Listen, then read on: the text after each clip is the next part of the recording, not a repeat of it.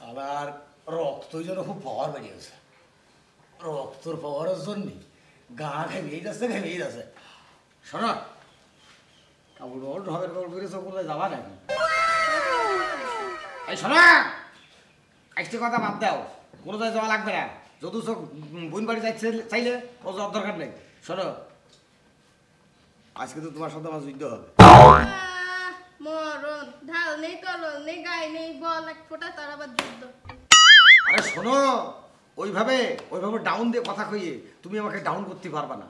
একটা জিনিস তোমার বলে দিই আমি, ইউক্রেন রাশিয়া যেভাবে যুদ্ধ চলছে, আমি আজকে সেই যুদ্ধ পরিচালনা করব। শুরু করেন দেখি। এখন যুদ্ধ আমি করব না।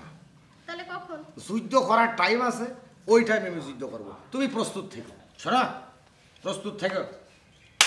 আজকে যুদ্ধ ঘোষণা করেছি, যুদ্ধ করব। কিসের যুদ্ধ? কিসের প্রস্তুতি? যুদ্ধ করবা তুমি, তুমি থাকবা প্রস্তুত। আমি কিসের প্রস্তুতি নেব? শোনো, আজকে আমি যে যুদ্ধ করবো না, এই যুদ্ধই আমি মনে করছি তোমাকেও প্রস্তুত থাকতে হবে। থাকলাম। থাকলে ঠিক আছে, বাড়িতে কোথাও বেরিও না, আমি ঘুরে আসি। যাও, তাহলে নিয়ে আসো, দাও। সব হবে আজকে। যুদ্ধ করবে, সে প্রস্তুত থাকবে। আমি কেন প্রস্তুত থাকবো?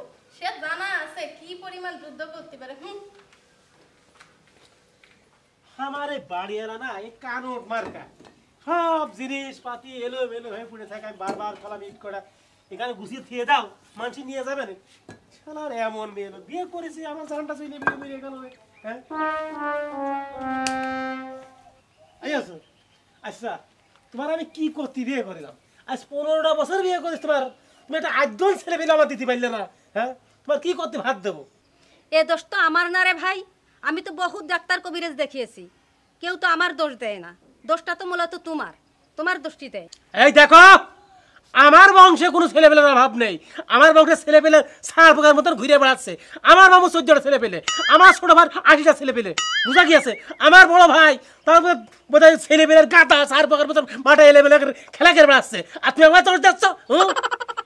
জোরে কথা বললে কি হয়? প্রত্যেকটা ব্যাপারের একটা হিসাব আছে। বিনা পরীক্ষা তো আমি বলিনি, দোষটা মূলত তোমার। শালা শুকনো মেয়ে ছেলে বিয়ে করে আমার জানটা ঝুলে পড়ে শেষ হয়ে গেল। যত সব শুকনো মেয়ে ছেলে বিয়ে করে তার ছেলে পেলে হয়। ওর কি গায়ে কি রক্ত আছে নাকি? ছেলে পেলে কম আসবে? ওর গায়ে কি জোর আছে নাকি? হ্যাঁ, সমুদ্রের গোষ্ঠী ভাইরা, শুকনোর গোষ্ঠী ভাইরা, জানটা ঝুলে পড়ে আমার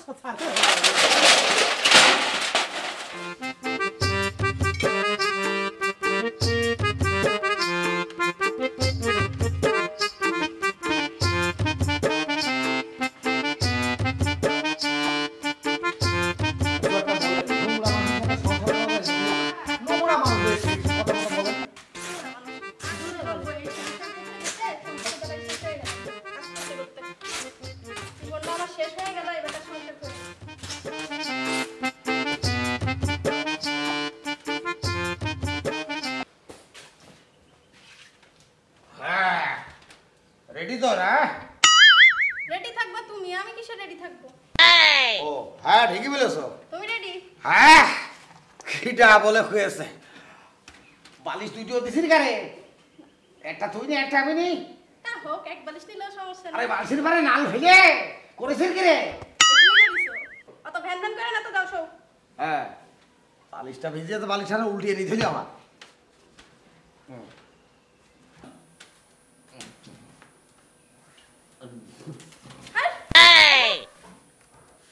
ঢাল নেই, তরল নেই, আইছি যুদ্ধ করতে। যুদ্ধ করতে ঢাল লাগে জানো? তোমার ঢাল আছে? যাও ঢাল নিয়ে আসো, যাও, তারপরে যুদ্ধ করতে আসবা। আমার সাথে এসে যুদ্ধ করতে।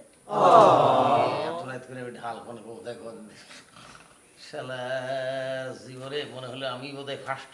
তোমার সংসার করতে করতে আমার জীবনটাই শেষ হয়ে গেল, তোমার মতো মানুষের সাথে যুদ্ধ করতে করতে।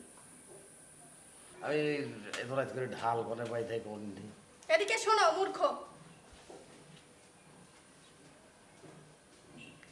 পাগল, বুঝলে? যাও।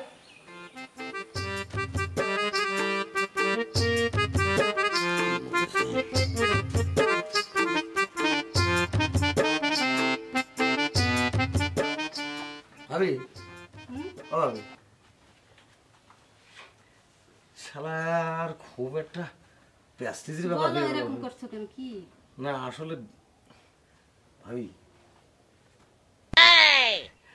আমার বউ কাছে ঢাল নিয়ে এসো, ঢাল কোনে পাবো ভাবি?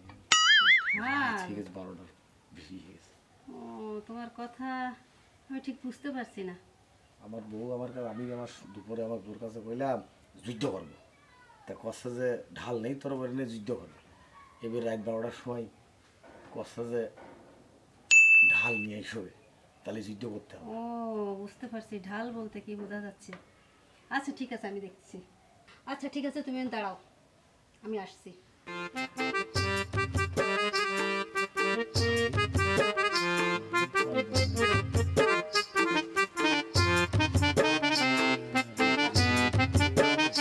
নাও আবার ঢাল দিয়ে দিলাম ঠান্ডা পানি দিয়ে না গরম পানি দিয়ে খাবো ভাবি? আরে এটা খাওয়ার জিনিস না এটা তো ব্যবহার করা জিনিস খুলে দেখলে বুঝতে পারবে যে আমি জিনিসটা কি দিয়েছি আসলে যাও, যাও, হয় যাও। কি ভাবি, বাপ কি করতে যাবে লেখাপড়া শিখইনি। আসছি ভাবি। আচ্ছা ঠিক আছে যাও